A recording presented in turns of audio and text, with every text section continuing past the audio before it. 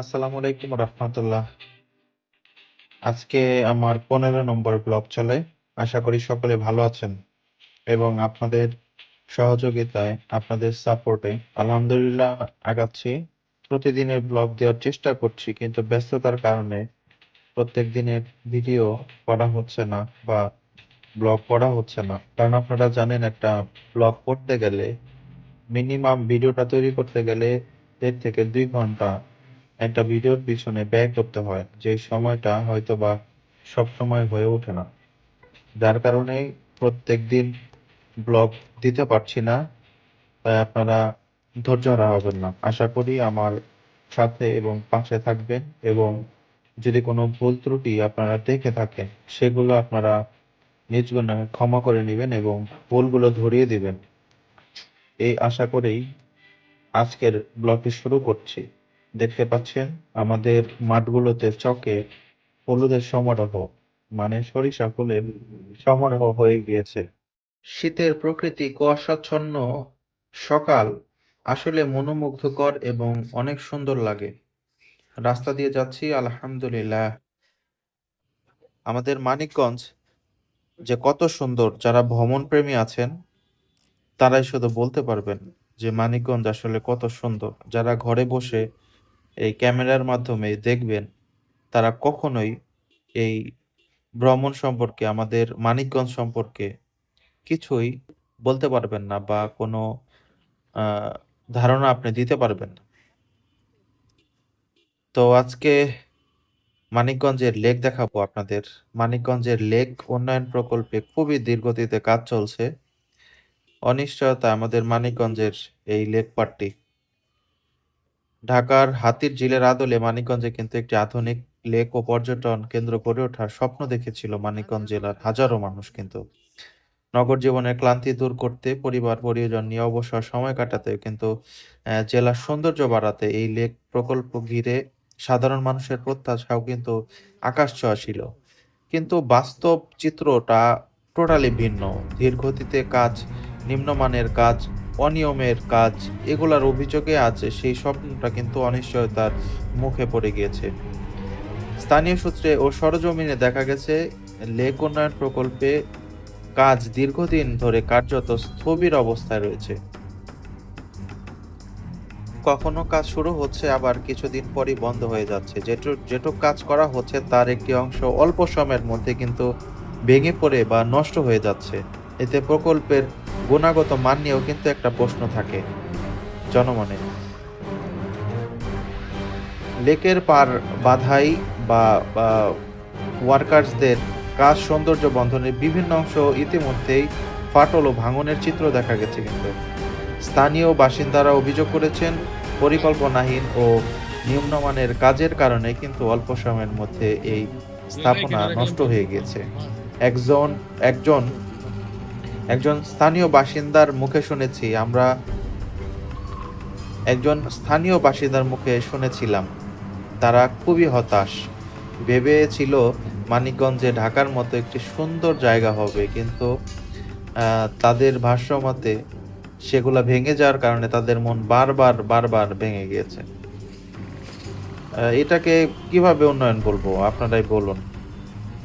চোখে ধুলো দেওয়ার মতো একটা পরিস্থিতি। বিশ্বস্ত সূত্রে আমরা জানতে পেরেছি, প্রকল্পের মোট বরাদ্দকৃত অর্থ প্রায় 2/3 ইতিমধ্যে উত্তোলন করে নেওয়া হয়েছে। অথচ বাস্তবায়নের কাজের অগ্রগতি দেখেন, তার কেমন ধীর গতিতে কাজ চলছে। এতে করে অর্থ আত্মসাৎ কিংবা বড় ধরনের অনিয়মের আশঙ্কা কিন্তু করছে সচেতন মানুষ। নাম প্রকাশে অনিচ্ছুক এক কর্মকর্তা জানিয়েছে, টাকা উত্তোলন হয়েছে ঠিকই, কিন্তু কাজের মান ও গতি দেখে বোঝা যায় প্রকল্পের অবস্থা বড় ধরনের গাফিলতি আছে। এভাবে চলতে থাকলে কিন্তু প্রকল্প শেষ হওয়া নিয়ে আসলেই সন্দিহান।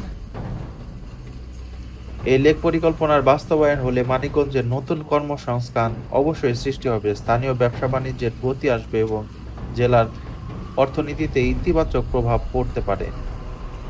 কিন্তু কাজের এই ধীরগতি বা অনিয়ম, সে সম্ভাবনা এখন মুখ থুবড়ে পড়েছে। পর্যটন সংশ্লিষ্ট এক ব্যবসায়ী বলেন, এই লেক যদি সঠিকভাবে হতো তাহলে মানিকগঞ্জের মানুষ ঘুরতে আসতো, হোটেল, রেস্টুরেন্ট, দোকান সবকিছুই লাভবান হতো। মানিকগঞ্জের সচেতন ও নাগরিক সমাজ বা স্থানীয়রা অবিলম্বে প্রকল্পের অগ্রগতি, ব্যয়ের হিসাব ও কাজের মান যাচাইয়ের জন্য একটা নিরপেক্ষ তদন্ত কমিটি কিন্তু দাবি করে আসছিলেন অনেক দিন যাবতই। একই সঙ্গে দায়ীদের বিরুদ্ধে আইনানুগ ব্যবস্থাও তারা দাবি করেছে। দ্রুত মানসম্মতভাবে কাজটা যেন শেষ হয় তার আহ্বানও জানিয়েছিল। এ বিষয়ে সংশ্লিষ্ট কর্তৃপক্ষের বারবার আশ্বাস পাওয়াতে মানিকগঞ্জবাসী এখন পর্যন্ত প্রচুর হতাশ। একটাই প্রশ্ন প্রত্যেকটা মানুষের, মানিকগঞ্জবাসীর স্বপ্নের লেক কি আদেও বাস্তবে রূপ নিবে, নাকি অনিয়ম অবহেলার ভিড়ে হারিয়ে যাবে আরো একটি সম্ভাবনার প্রকল্প? মানিকগঞ্জে আপনারা জানেন সেরকম সুন্দর কোনো স্থাপনা নেই। আমাদের মানিকগঞ্জের সুন্দর স্থাপনা বলতে আমরা বুঝি বৃথা নদীর পাড়। সেটা কিন্তু আদৌ পর্যটন একটা স্পট নয়। যদি এখন মানিকগঞ্জ আমাদের নদীর দুই পাশে না এক পাশে ব্লকেজ ফেলে সুন্দর বেড়িবাঁধের মতো করা হচ্ছে, সেটা কমপ্লিট সম্পন্ন হলে একটা সুন্দর স্পট হবে, ঠিক আছে, কিন্তু সেটা মানিকগঞ্জ শহরের বাহিরে। শহরের ভিতরে এমন সুন্দর একটা পরিকল্পনার উদ্যোগ নেওয়া হয়েছিল, কিন্তু অনিয়ম দুর্নীতির মাধ্যমে কাজগুলোর দ্বারা কত টাকা পয়সা এদিক সেদিক হয়েছে, কিন্তু মানিকগঞ্জবাসী লাভের কোনো মুখই দেখতে পারেনি। মানিকগঞ্জ শহরে আসতে গেলেই যানজট, ভিড়,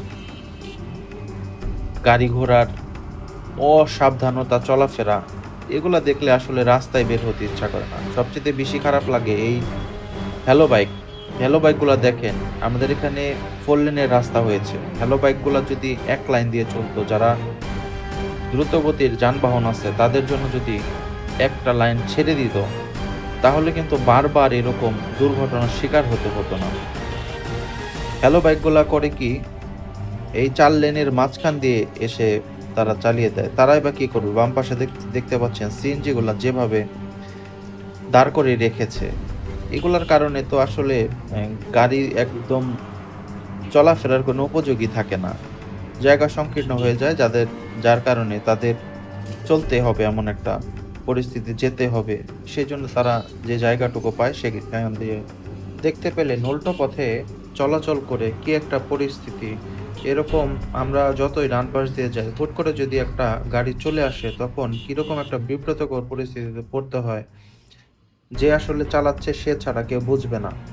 দেখুন, এই সামনে রিক্সা, তার সামনে একটা সিএনজি চলে আসলো, কি একটা পরিস্থিতি। তখন যদি আমি একটু রানিং এ থাকতাম তাহলে কিন্তু একটা বড় দুর্ঘটনা হতে পারতো। কিন্তু এর জন্য মানে হুটহাট এরকম চলাফেরার কারণে প্রতিনিয়তই রাস্তায় বের হলেই দুর্ঘটনার সম্মুখীন হতে হয়। আর এ হচ্ছে আমাদের মানিকগঞ্জ বাস স্ট্যান্ডের মূল পয়েন্ট, 0 পয়েন্ট আর কি। তো এখানে দেখুন কত সুন্দর লাগে। দেখা যাচ্ছে আমাদের সার্জেন্ট ভাইরা দাঁড়িয়ে আছে, ওই যে আকবর ভাই হাতে লাঠি নিয়ে দাঁড়িয়ে আছে। এর জন্যই এখন কোনো ভিড় নেই, কোনো জ্যাম নেই। তো আজকে এ পর্যন্ত। সকলে ভালো থাকুন, সুস্থ থাকুন। আসসালামু আলাইকুম।